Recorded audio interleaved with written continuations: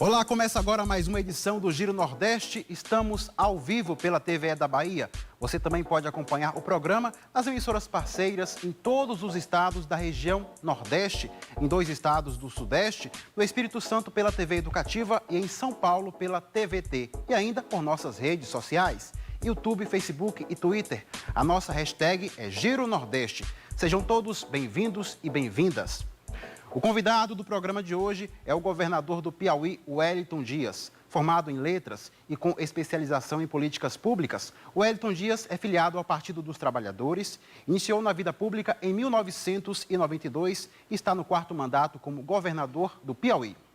Eu sou o Juraci Santana, da TVE Bahia, e vamos participar do Giro Nordeste em seus respectivos estados. Geandra Portela, da TV Antares, no Piauí, Fabrício Cambuim, da TVE Alagoas, Leonardo Marinho, da TV Ceará, Marcos Vital, da TV da Universidade Federal da Paraíba, Evenilson Santana, da TV Aperipê, em Sergipe, Ana Tereza Viegas, da TV da Universidade Federal do Maranhão, e Ano Flávio Maia, da TV da Universidade Federal do Rio Grande do Norte, e Nathalie Queiroz, da TV Pernambuco. Eu quero agradecer a todos pela participação. Governador Wellington Dias, termina hoje o prazo para os brasileiros solicitarem o auxílio emergencial de R$ 600 por mês aprovado pelo Congresso Nacional. Mais de 64 milhões de brasileiros receberam de acordo com o governo federal. Foi anunciada a prorrogação por mais 2 meses. Como o senhor avalia a necessidade de ampliação deste benefício para os próximos meses?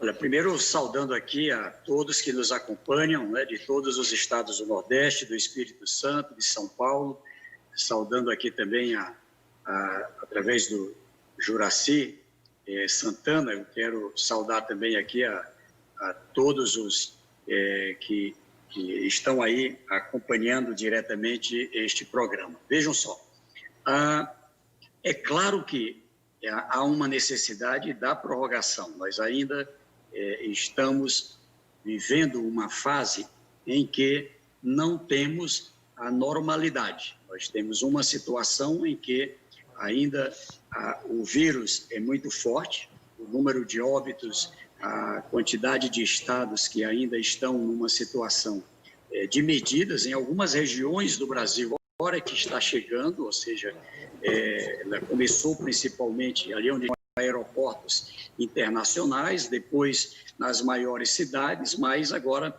dentro dos estados, indo para os municípios médios e menores e também chegando na zona rural, chegando em algumas regiões do Brasil onde não havia chegado lá atrás, é o caso de regiões como o Centro-Oeste, a região sul do Brasil, de maneira que eu compreendo que junto com a pandemia, nós temos o lado social e a necessidade dessa rede de proteção. É bom lembrar, uma proposta apresentada lá atrás para cerca de R$ 200, corajosamente ampliada dentro do Congresso Nacional para R$ 600, e isso garante as condições de proteção com aquilo que é o mínimo básico, como a alimentação. Por isso, defendo a prorrogação e também ainda que a gente tenha a condição de não deixar as pessoas que preenchem o requisito sem ter o atendimento. Obrigado, governador. E vamos a Teresina, capital do Piauí, estado administrado pelo governador Wellington Dias. É o momento da participação de Geandra Portela, da TV Antares. Boa noite, Juraci. Boa noite aos demais colegas jornalistas. Boa noite a todos que nos acompanham. E boa noite ao convidado do Giro Nordeste de hoje, o governador do Piauí, Wellington Dias. Então, o governo do estado vem intensificando as medidas restritivas, que vão otimizar o isolamento social. Acredito, inclusive, que essas ações têm ajudado o Piauí a se manter como estado com o menor número de infectados e mortos pela Covid-19. E eu queria saber quais os próximos passos, como é que será feita a avaliação dos resultados dessas medidas restritivas, para que assim o senhor possa colocar em prática o plano da retomada organizada das atividades econômicas. Bom, Geandra, primeiro saudando aqui você, saudando aqui todo o nosso povo do Piauí, nós temos uma situação em que nós tomamos a decisão do isolamento social seguindo recomendação da Organização Mundial da Saúde, mas também essa coisa extraordinária. A partir do Consórcio Nordeste, nós tivemos a iniciativa da organização de um consórcio, dentro do consórcio, de um comitê científico, ele é organizado em cada estado e também integrado, são mais de 1.700 cientistas do Brasil, do Nordeste, é claro, mas também de outros estados do Brasil e também do mundo, que nos permitiu, por exemplo, ter informações bem atualizadas da experiência na Europa, da experiência na América do Norte, na própria China, ou seja, isso foi um balizador. Bom, a partir daí, a primeira preocupação é garantir, evitar a importação do coronavírus, trabalhar um programa voltado para que a população pudesse ser protegida, por isso daí o isolamento. Ao mesmo tempo, como que a gente pode trabalhar conhecendo mais tanto o vírus como a doença, a Covid, como que podemos nos preparar melhor para conviver. Eu defendo uma tese de que enquanto sai a vacina, enfim, assim como já aprendemos a conviver com outras doenças, outros vírus, o H1N1 está entre nós, a influenza entre nós, a pneumonia, enfim. Então, a tuberculose, há quanto tempo?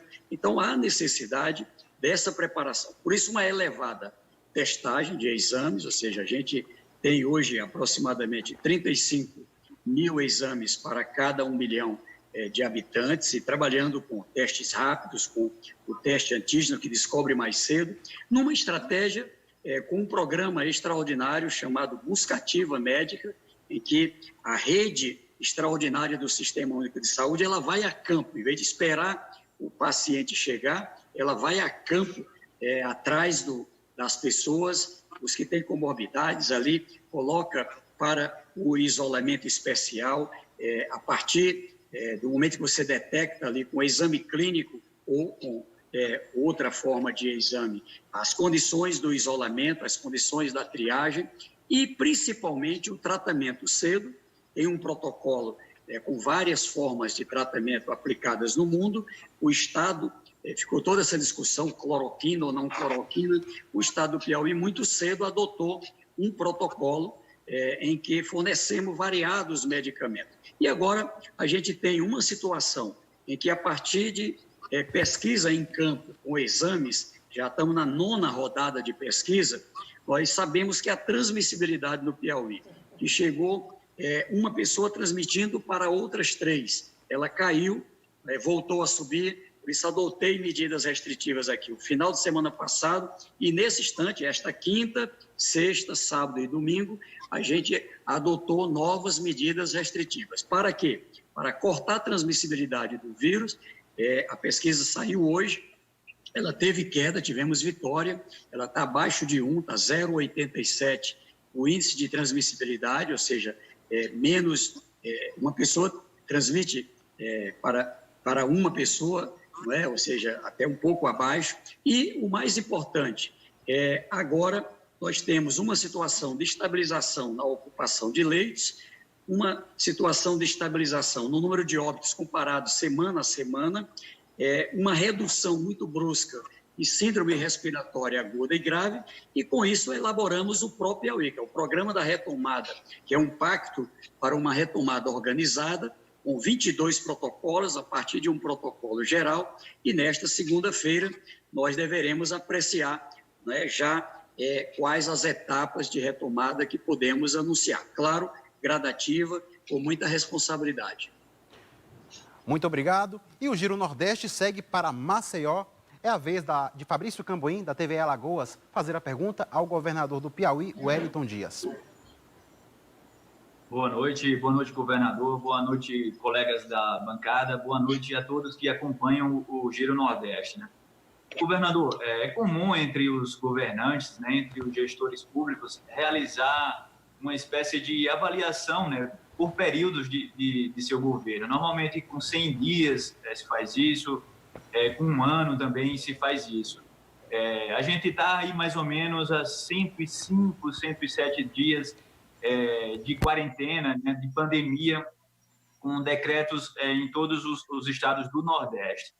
O senhor já fez uma avaliação das ações do governo do Piauí durante essa pandemia? O senhor faria algo diferente do que foi feito? O senhor acha que errou em alguma coisa, exagerou ou não exagerou em alguma coisa? Bom, Fabrício, primeiro meu abraço aí a você, a todo o povo de Alagoas. Ainda hoje conversei com o Renanzinho, a gente tem aqui umas parcerias aí nos enfrentamentos dos desafios. Veja só, primeiro, eu acho que erramos o mundo inteiro. Não é? A própria Organização Mundial da Saúde, o Ministério da Saúde e nós também aqui no Nordeste, cometemos um erro que é um erro perdoável, porque estavam lidando com o desconhecido. Ali no primeiro momento, qual era a recomendação? Fique em casa, só procure o médico numa situação em que a doença esteja grave. Ou seja, havia ali uma intenção de proteger os pacientes. Isso teve um efeito colateral. Qual é o efeito colateral? No Piauí, e pelo que eu converso com meus colegas governadores, com os secretários de saúde, também no Brasil e também em outros estados do Nordeste, nós tivemos uma situação em que as pessoas pegavam o coronavírus, começava com sintomas leves, e esperava se agravar para poder chegar na rede hospitalar. Consequência disso, às vezes chegava e o hospital ainda mandava voltar para casa. A consequência disso é que muitas pessoas chegaram a uma situação em que o risco, quando chega ali na UTI, o médico faz um score avaliando o risco, e era um risco tão elevado que era quase impossível salvar aquele paciente. Muitos já chegavam só para pegar o atestado de óbito, para usar assim uma imagem forte. Então, veja, foi um erro. Tanto que hoje aqui a gente faz o contrário. Se observar, o Piauí adotou ali ainda no mês de março, foi polêmico, não é? Chegou a ter a ministra Damares visitando Floriano no Piauí, porque lá tinha uma situação que, na verdade, se tentou vender como do uso da cloroquina, e, na verdade, era um protocolo de tratamento precoce. Nós adotamos muito cedo a ideia do tratamento precoce. Descobrir cedo, por isso, ampla testagem, para poder isolar cedo, para poder fazer a triagem e também isolar outras pessoas que tiveram contato cedo, mas, principalmente, tratar daquela pessoa mais cedo é uma infecção. Eu tenho um problema de garganta. Se eu trato cedo, eu consigo tratar com medicamentos até mais leves, enfim. Se eu deixo agravar, eu viro um problema. Então, tratando cedo, a gente evita que os pacientes se agravem.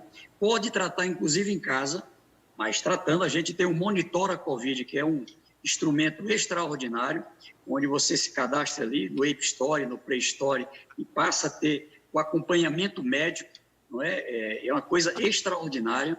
E, veja, o Piauí é o primeiro lugar do Brasil em pacientes recuperados. Por quê? Porque a gente passou a trazer para a rede nessa linha de tratar cedo. Com isso também a gente tirou pressão de agravamento, que gerou menos pessoas indo para a UTI e, portanto, menos pessoas indo a óbito. Digo isso para dizer um lado ruim. Ainda a consequência daquele primeiro momento, ainda hoje a gente tem um número elevado de pessoas que vieram a óbito, de 697 óbitos no Piauí até hoje, aproximadamente não menos do que 300 são de pacientes que ainda chegam graves na rede hospitalar. Ou seja, isso aqui é algo que eu acho que a gente tem que trabalhar, por isso a ideia do busca ativa. Vamos atrás desses pacientes, aonde ele estiver. Então, nós já qualificamos cerca de 18 mil pessoas, médicos, técnicos de enfermagem, enfermeiros, agentes de saúde, ou seja, equipes da vigilância sanitária, enfim, que nessa busca ativa, como o nome diz, coordenada por uma equipe médica, permite salvar vidas. Então, eu lhe digo que, se a gente olha para trás, qual é a vantagem agora? Nós conhecemos mais. E é possível, enquanto não sai a vacina, é possível se ter maior capacidade de salvar vidas. E é isso que estamos trabalhando, principalmente integrados aqui na região Nordeste. Obrigado mais uma vez, governador Wellington Dias. E eu quero reforçar que telespectadores, internautas e ouvintes podem fazer perguntas e comentários sobre o Giro Nordeste nas nossas redes sociais, YouTube, Facebook e Twitter. E vamos seguir para Fortaleza para falar com Leonardo Marinho, da TV Ceará. Olá, Juraci. Boa noite a todos, boa noite, colegas. Boa noite, governador Wellington Dias. Governador, a compra de insumos da saúde tem sido alvo aí, está sob grande escrutínio, principalmente da Polícia Federal. Alguns estados, inclusive, já detectaram aí o superfaturamento. Eu queria que o senhor avaliasse essas operações da Polícia Federal e também fizesse uma análise dessa dificuldade de comprar esses insumos num tempo que o mundo inteiro correu para comprar esses insumos e, enfim, o mercado acabou inflacionando. Eu queria saber as dificuldades que o Piauí enfrentou nessa compra desses insumos. Ora, primeiro saudando a você, Leonardo Marinho, também aí os nossos irmãos aqui do estado do Ceará. Sei que vocês enfrentaram aí uma barra pesada, Fortaleza como sendo uma cidade que é um hub nessa área, o recebimento de voos do mundo inteiro, é uma porta de entrada no Nordeste, temos muito orgulho disso. Nosso querido governador Camilo aí no esforço grande de trazer voos aí da França, de vários lugares, enfim, assim como outros estados, Recife, para dar um outro exemplo, São Luís, do Maranhão. Então, certamente, ali naquele primeiro momento, o desconhecido era bem maior e isso gerou realmente um efeito muito pesado, muito perverso, né, com um número de óbitos elevados, mas, graças a Deus, acertando o passo e fico contente, feliz, repito aqui nas nossas fronteiras aqui, ou seja, o que acontece no Ceará, em Pernambuco, na Bahia, no Maranhão, ou seja, no Tocantins, aqui tudo afeta. O que acontece em São Paulo, o que acontece em Brasília, no Rio, isso tudo afeta, na verdade, o país inteiro. Isso mostra que eu quero começar dizendo isso, a falta, o prejuízo da falta de uma coordenação nacional.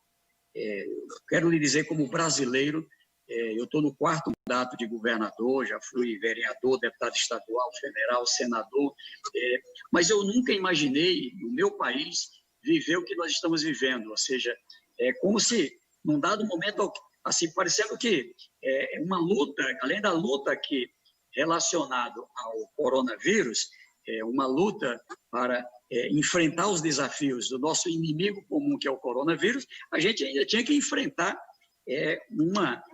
uma posição diferente do governo federal. Pois bem, digo isso para mostrar que lá atrás, o que a gente propôs na primeira reunião ainda com o ministro Mandetta e com o próprio presidente Jair Bolsonaro. Nós levamos uma proposta, primeiro, de ter um plano nacional, nós somos um país continental, de ter testagem, a ideia era de 25 milhões de exames, era isso que foi anunciado, de ter a compra centralizada com repasse numa tabela nacional aos estados de respiradores, de EPI, de monitor, de medicamentos, de insumo. Ora, quando isso não foi feito, e aí para lembrar, a gente ficou todo mundo aqui maravilhado porque a China fez um hospital em poucos dias, o hospital ali com 200, 300 leitos de UTI. Foram 10 mil leitos novos de UTI, que nós implantamos no Brasil em 90 dias, para a gente ter uma noção. Então, para fazer isso, o que deu? Eu estou concorrendo com o mundo. O que faz um país? O país ele tem toda uma estrutura de Ministério de Relações Exteriores, de contatos com os outros países, e ficamos nós aqui à mercê, de ter que trabalhar, fazendo contato com a embaixada, tentando negociar com empresas, tentando falar com o governo da Turquia, da Alemanha, da China, não sei de onde. Olha que coisa. Bom, eu digo isso para mostrar que o que a gente está fazendo é uma coisa com muita responsabilidade, documentando o momento, a realidade. Olha, eu comecei aqui em 18 de março, eu tinha 30 leitos de UTI, agora nós estamos chegando a 500. Quer dizer, não era fácil isso. Tinha 60 leitos clínicos, nós estamos chegando a 1.050, tá certo? Então, não era fácil você chegar nesse ponto. Agora, eu tinha um crescimento que previa, aliás, era 4,5 vezes de uma semana para outra, na propagação do coronavírus. Então, você tinha que correr mais rápido do que o vírus, quero dizer isso. Ora, o resultado é que nós tínhamos que comprar ali numa lei de mercado, em obediência à regra de mercado, tá certo? Eu digo a você, faria tudo de novo. Eu estou aqui com um paciente que está na porta do meu hospital, ele precisa ser atendido, ele está sem fôlego, né? Por que o respirador? Porque a pessoa é obrigada a ser sedada e poder colocar ali, junto com o sedativo, ele recebe ali aquele equipamento, aquele respirador, que funciona no lugar do seu pulmão. Ele é que garante as condições da oxigenação no corpo. Se tira aquilo ali, morre. E muitos morreram onde entrou em colapso. Então, o que eu estou lhe dizendo é que, inicialmente, o respirador, e ali a gente começou comprando de $18 mil, daqui a pouco estava gente vendendo a $60 mil. Insumos, ou seja, EPI, e agora medicamentos. É grave a crise de medicamento. Eu participei com o governador Casagrande do Espírito Santo, com o governador Rui Costa da Bahia, com as empresas de medicamentos. Eles disseram, olha, aumentou 8 vezes o consumo de medicamentos sedativos, por exemplo, que se você não colocar, o paciente só aguenta ter aquele negócio, só aguenta ficar entubado se ele estiver sedado. Não é? Senão, ele arranca o tubo e se suicida. É essa a realidade. Então, por essa razão, é que eu lhe digo, é grave, mas tem o uso político, é um ano eleitoral de eleições municipais, uma disputa que não parou desde a eleição de 18, tá certo? No nível nacional. Agora, eu acho que com muita responsabilidade, não é? Os governadores buscamos lidar com a realidade, colocando a vida em primeiro lugar. Eu confesso, da minha parte, faria tudo de novo, né? E sempre atrás de documentar, e foi isso que fizemos no Consórcio Nordeste, em cada compra que fizemos. E ainda é grave, veja que foi preciso a gente ir à Procuradoria-Geral da República, nós chegamos a trabalhar com a Organização Pan-Americana para uma compra há cerca de 25 dias atrás. O governo bloqueou, é impensável isso, tá certo? Resultado, atrasados agora, em 15 de julho é que poderemos receber a primeira compra. E nesse instante, aqui no meu estado, não é? Nós temos situações que a gente requisita administrativamente, faz a requisição administrativa, onde a gente descobre, mas eu compro o medicamento levando em conta, não é, a realidade do mercado. E lhe digo, entre salvar vida e fazer isso, eu quero salvar vidas. É assim que eu quero trabalhar. Criamos um grupo de pessoas da área de controle que nos acompanham, não é? E certamente, não é, a sociedade haverá de compreender, não é, que não é um momento de normalidade. Eu encerro com isso. Nós estamos num momento, não é, em que, como disse o Congresso, é um orçamento de guerra, o Congresso aprovou. É num momento de calamidade. Então, eu espero que a regra de calamidade não seja quebrada para que se tenha interesses politiqueiros baixos, tá certo? De quem não tem compromisso com a vida contra quem quer que seja, que buscou. Claro que se teve alguém que fez coisa, não é, de corrupção, coisa que o valha, tudo bem, aí separa o joio do trigo. Mas tem que ser levado em conta que não estamos vivendo um momento de normalidade ainda hoje. Ainda hoje, essa área de medicamentos e insumos, ainda há falta e estamos tendo problema. Como a falta de profissionais. A falta de profissionais também é algo muito sério no nosso país. Obrigado. O Giro Nordeste segue a rodada de perguntas ao governador do Piauí, Wellington Dias. Vamos a João Pessoa, momento da participação de Marcos Vital, da TV da Universidade Federal da Paraíba. Boa noite, telespectadores do Giro Nordeste. Boa noite, governador do Piauí, Wellington Dias, Juraci Santana e demais colegas jornalistas que hoje estão como entrevistadores nesta edição do Giro Nordeste. Governador, embora os números da pandemia no estado do Piauí estejam entre os mais baixos de todo o Nordeste, eles estão agora em uma linha ascendente. Tanto é que o governo do estado do Piauí decretou esta semana medidas ainda mais restritivas ao convívio social, né? Que são válidas para hoje, sexta, sábado e domingo. Então, o senhor não acha que é precipitada a iniciativa de abrir, mesmo que seja de forma gradual, a economia, as atividades econômicas no estado do Piauí a partir de segunda-feira? Primeiro, saudando aqui o Marcos Vital, meu abraço aí também a todo o povo da Paraíba, porque tem muito carinho aí, tá certo? Aí tem um carinho muito especial aí, pelo nosso querido João Azevedo, aí também a nossa vice-governadora também, a doutora Lígia também, que é uma pessoa também muito da nossa relação de amizade, o Ricardo Coutinho também, que foi governador também, uma pessoa muito especial. Veja só, eu quero lhe dizer assim, na prática, nós seguimos a ciência. Qual foi a opção que fizemos?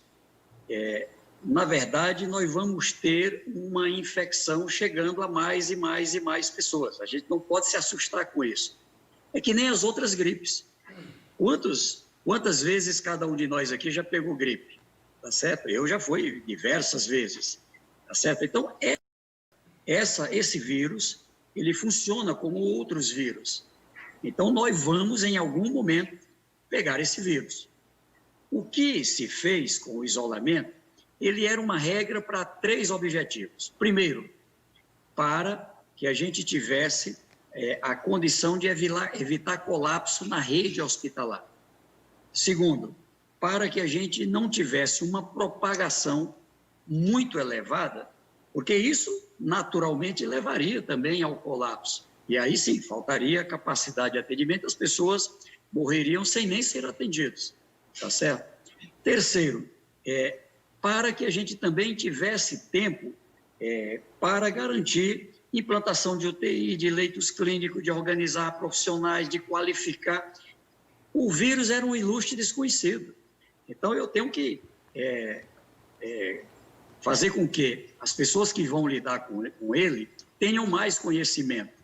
Bom, digo isso para lhe mostrar o seguinte, são 4 os critérios que a ciência recomenda. Primeiro, as doenças que geram, que são classificadas como síndromes respiratórias aguda e grave, a pneumonia, o H1N1, a influenza, várias outras que continuam entre nós, elas, em 2019, elas já ocuparam vagas na rede hospitalar que precisava de respirador, por exemplo, precisava de pneumologista, de infectologista, daqueles profissionais. Neste ano, cresceu, por exemplo, no meu estado, 42 vezes mais a demanda de pessoas com doenças respiratórias aguda e grave. Aguda e grave significa que precisa de internação. Tinha uma coisa errada, tinha uma coisa a mais, era o vírus. Então, veja, o que nós fizemos?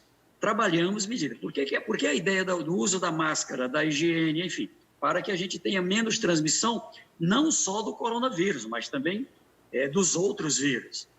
E no meu estado a gente atingiu um patamar bom, 94%, 96% da população de todas as idades confirmam que usam e a gente percebe que há uma boa aceitação. Bem, isso aqui caiu, como eu disse, de 42 vezes em relação à mesma semana do ano passado, ali em março, abril, maio, para praticamente chegar próximo do que foi no mesmo período agora, a semana passada, em relação ao mesmo período do ano de 19. Esse é um bom termômetro. Ele tira menos pressão de vagas por estes profissionais e esse tipo de atendimento. O outro é em relação à transmissibilidade. O que se diz a ciência? É preciso ela cair abaixo de 1 para poder você ter uma... Quer dizer, eu tenho 100 pessoas com coronavírus, ela chegou a transmitir para 300. Agora, esses 100 transmite para 87. Como o vírus tem um ciclo curto, é um ciclo de 14 dias, 7 dias transmitindo mais intensamente, mais 14 dias que a ciência coloca até como forma. Mas passado 14 dias, pelo menos se supõe que ele não transmite mais. No meu estado, embora tenha aqui, tem 23 mil casos confirmados. Coisa nenhuma, nós temos cerca de 434 mil pessoas que já pegaram o coronavírus pela pesquisa de campo. Na verdade, já passou de 15% da população com coronavírus. Outro dado bom, a evidência de que nos estados brasileiros e nos países onde, quando se passa de 15%, também tem alguma coisa, provavelmente a chamada imunização pelos parentes desse vírus, tá certo? Que tem uma queda. Nós passamos a ter uma queda. Isso tem tirado a pressão de leito hospitalar. O que é que nós estamos dizendo? Eu preciso ter, numa região de saúde, aqui são 8 regiões de saúde, uma ocupação máxima de 65% para poder eu falar de abertura. Eu tenho que ter uma folga para poder tomar uma medida se for necessário. E a outra, óbito. Eu tenho que ter queda de óbito. Eu tinha uma semana que tinha, sei lá, 60 óbitos, na outra semana vinha para 160.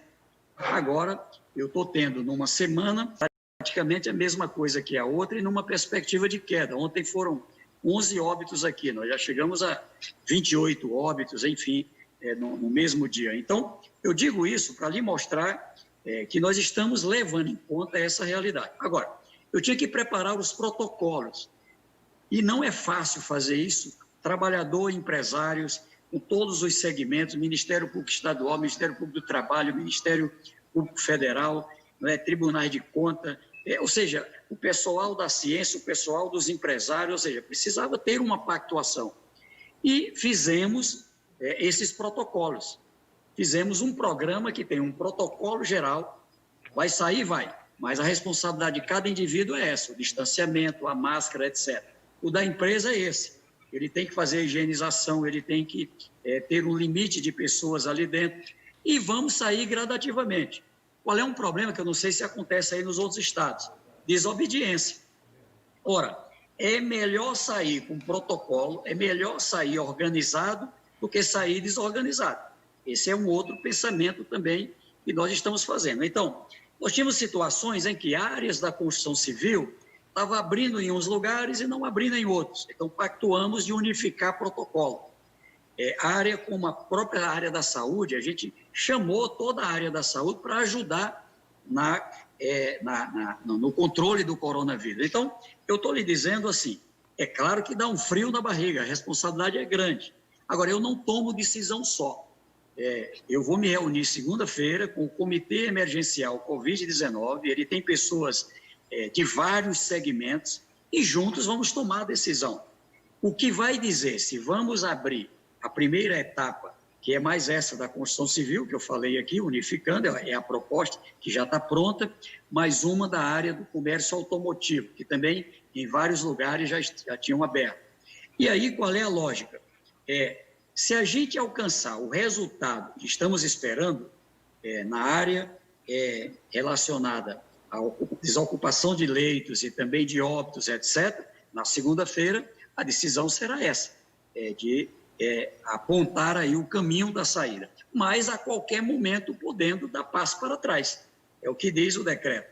Então, eu não posso, eu coloco, é claro, sempre a vida em primeiro lugar, mas não posso fechar os olhos que há um problema econômico, que há um problema social e que aqui eu tenho que ter um cuidado para que a saída desorganizada não dê um efeito colateral. Não sei nos outros estados. No Piauí, aproximadamente 450 mil pessoas saíram. A gente estava com o nível de isolamento em 65%, caiu para baixo de 50%. Isso aumentou a transmissibilidade. Então, é isso que eu quero organizar, tá certo? E é isso que nós vamos fazer, vírgula, se tiver um ambiente adequado, cumprindo aquilo que a ciência recomenda. Obrigado, governador. Já passamos da metade do Giro Nordeste e ainda falta a participação de 4 estados. Então, eu vou pedir tanto aos nossos entrevistadores quanto ao nosso entrevistado que, se possível, não se alonguem muito para que todos possam participar. Afinal, temos muitos assuntos a tratar. E agora é a vez de seguirmos para Aracaju, capital de Sergipe, onde está Evenilson Santana, da TV Aperipê. Boa noite, Juraci, boa noite aos colegas, boa noite ao governador, boa noite a todos que nos assistem, nos acompanham aí, tanto pela TV quanto também pela internet. Governador, eu atentamente aos seus dados aqui, acompanhando sua análise, me vem a seguinte questão, ainda falando sobre isolamento social. Com base nessas informações, nessas variações, com essa perspectiva de abrir ou não abrir o comércio, ou flexibilizar melhor, porque o índice de isolamento social é um dos principais, o senhor já falou dos outros tópicos aí. Mas, embora o Piauí se destaque como estado nessa condição de um índice até satisfatório, mas variando aí entre 45 e 50 pelos dados que eu coletei, são 700 vidas em média que se foram. Aqui em Sergipe está num patamar bem parecido, estamos com 701 óbitos. Seria mesmo o momento oportuno para essa flexibilização avançar diante dessa outra análise que eu disse? Porque são vidas, né? O senhor descarta totalmente, por exemplo, a possibilidade de um lockdown? Qual seria o limite para isso? Edenilson, primeiro saudar você, Edenilson Santana, aqui também a todos os nossos irmãos aí do Sergipe, né? Meu abraço aí para o meu colega governador, não é? Belivaldo, ele tem feito um trabalho muito bacana aí, e com a nossa vice-governadora também, toda a equipe. Veja só, nós estamos lidando com o desconhecido. O que eu estou lhe dizendo? Nós tomamos uma decisão de fazer com que, e sustentamos, eu tivesse um número de pessoas infectadas mais gradativamente, para que eu pudesse dar conta de evitar que as pessoas ficassem graves e, mais ainda, evitar óbito. Bom, o que eu posso aqui lhe dizer? Nós temos uma situação em que, hoje, nós temos uma rede mais preparada para lidar com o coronavírus. Isso eu posso lhe afirmar categoricamente. Por quê? Porque é possível hoje, com o descobrimento mais cedo, e lá atrás, para você ter uma ideia, nós só tínhamos o exame PCR, que é um exame feito nos laboratórios centrais, em poucos lugares do Brasil, e também cada estado tinha tinha estado que nem tinha que mandar fazer o exame no outro estado. Veja, o teste rápido que chegou era um teste que só descobria depois de 7 dias. Hoje a gente consegue ter várias formas de exames, tomografia, raio-x, o teste antígeno, que é muito descentralizado, e você consegue descobrir ali em 20 minutos. Faz ali a coleta na garganta, no nariz, coloca ali o reagente e você em 20 minutos sabe o resultado. O resultado para quem está a partir do 2º dia. Veja por que isso aqui é extraordinário. O vírus, ele tem um ciclo.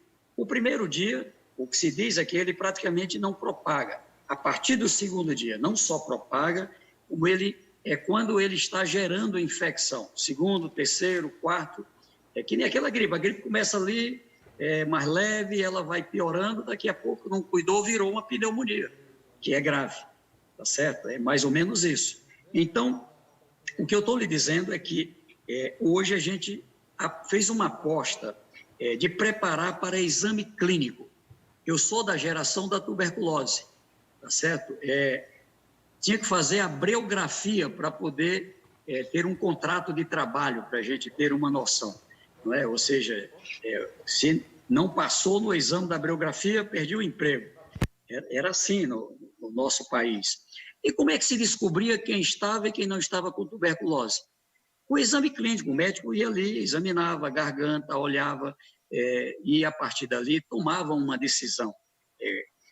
Então, o que a gente está hoje é mais preparado para, mesmo errando pelo excesso, trazendo as pessoas para o isolamento mais cedo.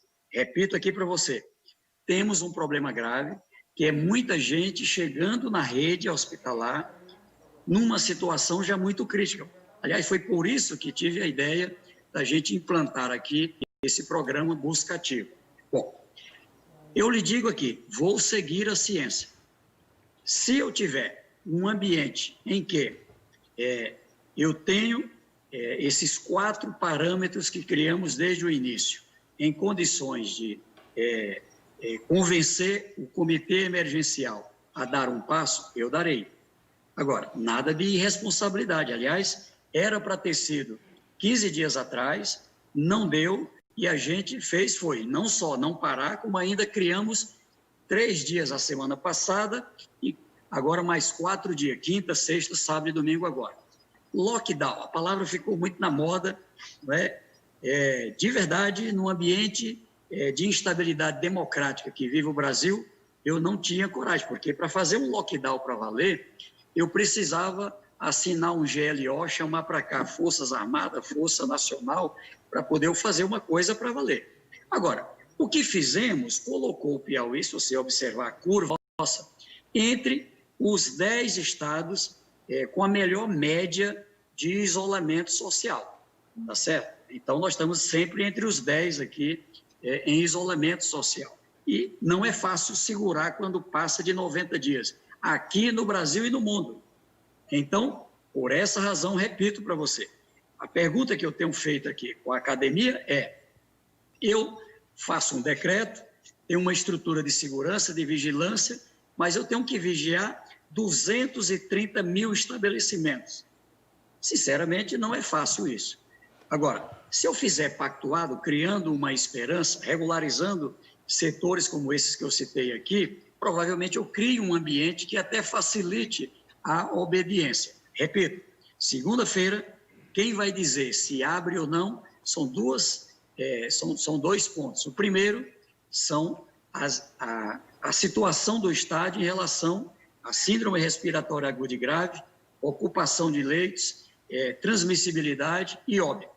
Dependendo disso, quem vai decidir não é o Wellington Dias, o governador do Piauí, é o comitê emergencial, que tem pessoas com muita responsabilidade, reitores de universidades, as entidades médicas, infectologistas, mas também os poderes, também pessoas do Ministério Público, dos trabalhadores, dos empresários, ou seja, é numa mesa qualificada que a gente toma decisão. Quando o comitê inclusive dá um parecer, nós temos que aprovar ou não o parecer do comitê. Na vez passada havia uma previsão de abrir, veio um parecer por não abrir e, pelo contrário, para fechar, e nós seguimos. Então, é assim que o Piauí vai tomar decisões, mais uma vez, nesta segunda-feira. Obrigado mais uma vez. Temos 10 minutos e ainda a participação de 3 estados. Vamos seguir para São Luís com Ana Tereza Viegas, da TV da Universidade Federal do Maranhão. Boa noite, Juraci. Boa noite, meus amigos da bancada. Boa noite ao governador Wellington Dias. Boa noite a todos que estão nos assistindo. Bom, governador, aqui no Maranhão, nessa semana, o Instituto Chico Mendes autorizou a reabertura do Parque Nacional dos Lençóis para a visitação pública. E o Piauí também tem um potencial turístico. Tem a Serra da Capivara, tem o litoral Barra Grande, que é linda, tem também o Delta, além do turismo de negócios, turismo de eventos. Eu queria saber como o governo está trabalhando para reerguer o turismo no Piauí e ajudar os profissionais da área. Tereza, primeiro meu abraço aqui a todos os nossos irmãos, vizinhos aqui do Maranhão, meu querido Flávio Dino, sei aí do seu empenho, viveu aí momentos duros. Nós criamos aqui, como você disse, ali, o que nós chamamos, tanto eu, o Camilo, como o Flávio, nós organizamos um consórcio interestadual e intermunicipal que tem a Rota das Emoções, essa região de Lençóis Maranhenses, Delta do Parnaíba, e ali a região de Jericoacoara, Camocinha, uma região belíssima. Fica aqui um convite aqui, para após essa pandemia. Veja, nós temos alguns setores que sofreram muito e ainda vão ter problemas. O do turismo é um deles, tá certo? Por quê? Porque vai demorar, na minha opinião, ainda voos internacionais, vai demorar ainda a regularização de voos nacionais e é uma área, não é, que ela tem que sair bem gradativa, certo? Então, veja, aqui a gente trabalha da seguinte forma, tem 8 regiões de saúde, cada região dessa, ela tem uma classificação de risco, ou seja, baixo risco, médio risco ou alto risco, né? Tem as cores, que o pessoal usa, eu só não gosto porque a pior cor é a cor que eu mais gosto, que é o vermelho, tá certo? Então, veja, mas o fato é que, além disso, nós temos etapas em que a gente leva em conta 30% do que libera, 30% é economia, 70% é saúde. Então, um setor como esse ainda tem problemas exatamente por conta do risco saúde, mas alguma coisa vai ter que ser pensada. Ela está para uma das etapas e hoje, com experiências no mundo, enfim, nós estamos aprendendo aqui e tem um protocolo para isso. O que eu lhe digo é que o que fizemos vai ser com muita responsabilidade. Digo que setores como esse, da educação, do turismo, ele ainda ficará para provavelmente a terceira, quarta etapa, se a gente conseguir a vitória de controlar o vírus dentro do Estado, e eu peço a Deus para a gente conseguir isso. Obrigado e vamos a Natal. É a vez de Iano Flávio Maia, da TV da Universidade Federal do Rio Grande do Norte, fazer a pergunta ao governador Wellington Dias. Boa noite a todos, boa noite, governador. Em abril, o STF decidiu que os governadores e prefeitos teriam autonomia para decretar as medidas de isolamento. Isso foi inicialmente comemorado, porque garantiria um maior controle da situação local. Só que isso terminou virando uma razão para conflitos entre prefeitos e os governadores, principalmente os prefeitos daquelas maiores cidades. Como é que está acontecendo isso no Piauí? Como é que está essa negociação, essa articulação com prefeitos? E como é que fica daqui para frente nos momentos em que a gente vai precisar abrir ou fechar a economia de novo? Ian, é claro que é um grande desafio. Eu repito aqui, eu acho que o mais grave dos problemas, aliás, é por isso que o STF adotou essa medida, na minha opinião. Ela, naquele momento, ela tinha amparo legal, mas ela era principalmente por uma necessidade do país. Você tinha um confronto entre o poder central, os estados e municípios. Vamos ser sinceros aqui. Imagine se a gente tivesse... Nós ultrapassamos de 60 mil óbitos no Brasil. Eu fico imaginando se não fosse uma medida dessa fortalecendo 5.570 municípios e as 27 unidades da federação. Eu acho que a gente já tinha passado de 100 mil óbitos no nosso país. Esse era já é um genocídio que nós temos, mas ele poderia ser bem pior. É isso que eu quero lhe dizer. Então, veja, saudando aí a minha companheira Fátima Bezerra, aí, que faz um trabalho aí extraordinário, eu lhe digo assim, Ian, há uma situação de conflito. Por exemplo, tivemos conflito aqui com Parnaíba. O meu querido prefeito Mão Santa, prefeito da Parnaíba, ele adotou medidas de abertura mais cedo. Mas ela foi corrigida pelo judiciário, tá certo? Ou seja, o judiciário compreende que, naquele caso, por um interesse de salvar a vida, prevalecia a regra do Estado, tá certo? Nós temos uma boa relação com os 224 municípios, independente de partido. Eu sou do Partido dos Trabalhadores, o prefeito de Teresina é do PSTB, nós na política trabalhamos em campos opostos, mas tivemos uma maturidade muito boa, não só em relação à capital, mas através da Associação dos Municípios, o Jonas Moura, o prefeito do Partido Progressista, nós trabalhamos uma unidade muito boa dentro do Estado. E isso é essencial. Aliás, esse ambiente da boa relação município, Estado e as próprias áreas federais aqui dentro, juntamente com o Ministério Público Estadual, Federal, Assembleia, Parlamento Federal, isso aqui ajuda porque o ambiente nacional era muito delicado e havia necessidade de um mínimo de unidade aqui dentro do Estado. Então, eu digo que é possível corrigir alguma situação nesse caminho do Judiciário, que tem levado em conta a proteção da vida. Obrigado mais uma vez, governador.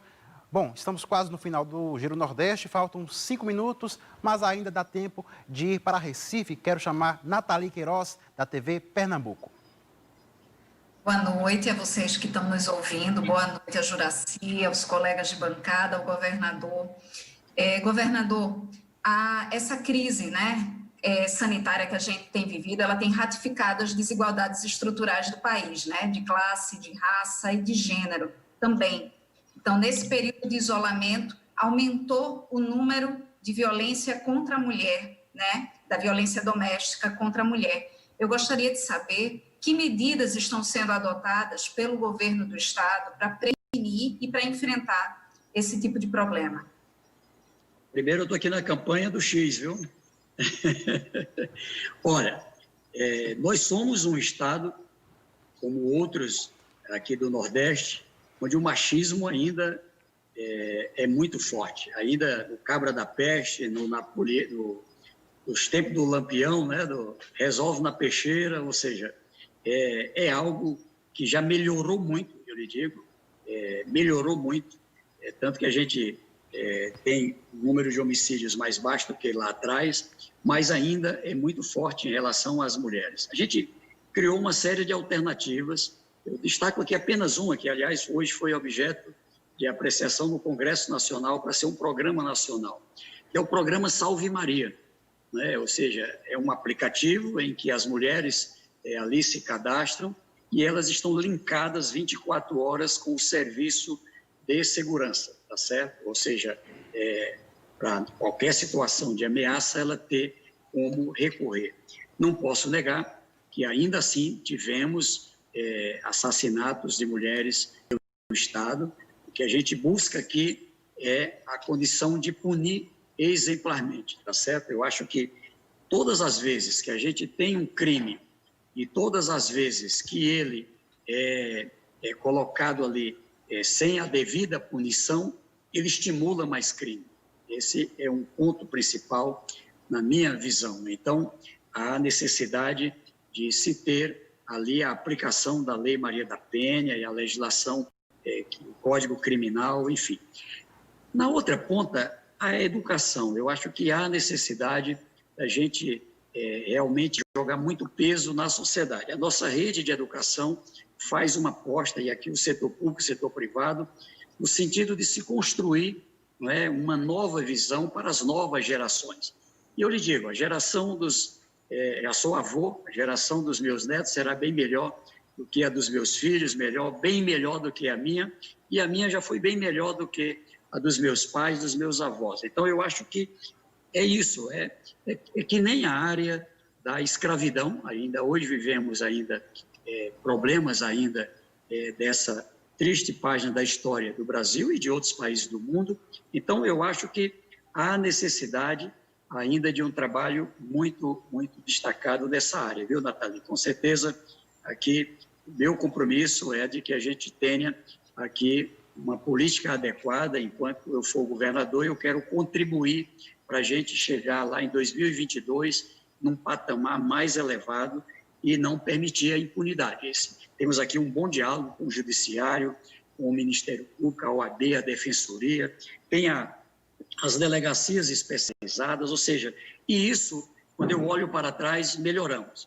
Ainda tem, mas bem mais abaixo do que já foi lá atrás. Eu queria só me permitir para a Ana Tereza, a resposta da Tereza também é sim para a economia. Nós estamos preparando um conjunto de medidas. Hoje eu tive com a Fundação Getúlio Vargas, que nos assessora aqui.